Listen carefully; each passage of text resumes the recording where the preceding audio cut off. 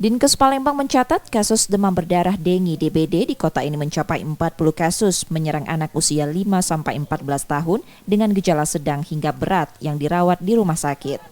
Kasus DBD tertinggi terjadi di Kecamatan Kemuning 7 kasus, disusul Sukarami 5 kasus, dan Ilir Barat 1 4 kasus.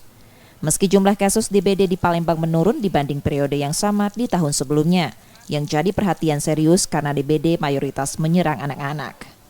Penyuluhan terkait pencegahan DBD akan ditingkatkan di setiap sekolah bersama puskesmas setempat.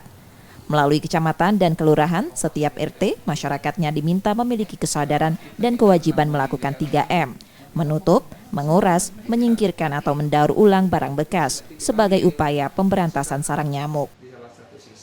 Ya, di 2023 ini kalau dibandingkan dengan 2022, tentunya kita bandingkan dengan bulan yang sama ya.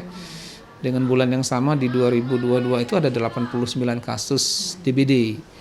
Di 2023 sampai dengan tanggal 24 Januari kemarin kita ada 36 kasus DBD. Yang paling banyak di usia anak sekolah dasar, di usia rata-rata 5 tahun sampai umur 14 tahun. Penyuluhan ke sekolah tetap dilakukan. Jadi kita ada 42 puskesmas induk yang ada di Kota Palembang. Mereka rutin melakukan penyuluhan DBD di sekolah.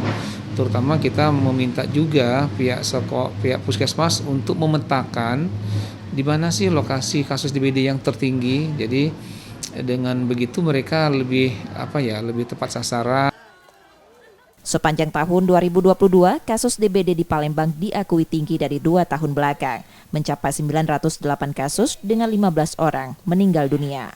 Reski Oktora, Muklas Diferensial, Kompas TV, Palembang, Sumatera Selatan.